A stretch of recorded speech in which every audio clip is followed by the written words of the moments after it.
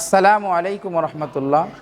আজকের ক্লাসে আমরা সিরাজি কিতাবের জাবিল ফুরুজের মধ্য হতে স্ত্রীর হালত নিয়ে আলোচনা করব। অর্থাৎ স্ত্রী তার মৃত স্বামীর পরিত্যক্ত সম্পত্তি থেকে কতটুকু সম্পত্তি পাবে এই বিষয়ে আমরা আজকে আলোচনা করব। স্ত্রীর দুই অবস্থা। মৃত্যুকালে স্বামী যদি স্ত্রীর সাথে কোনো সন্তান রেখে মারা যায় তাহলে স্ত্রী সুমুন পাবে।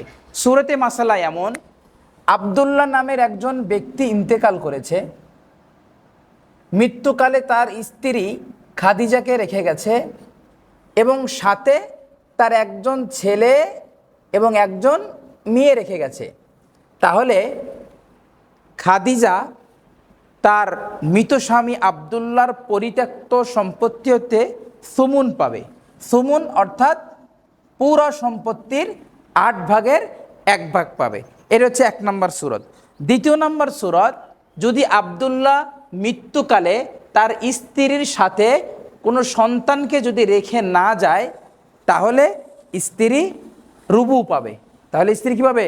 রুবু পাবে। সূরাতে মাসালা এমন, রেখে গেছে স্ত্রীকে আর রেখে গেছে বাবাকে, অথবা মা থাকতে পারে অথবা ভাই থাকতে পারে,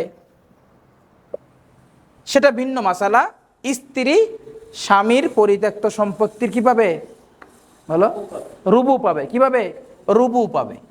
স্ত্রী রুবু পাবে। তাহলে স্ত্রীর দুই অবস্থা, স্ত্রী সুমুন পাবে অথবা রুবু পাবে।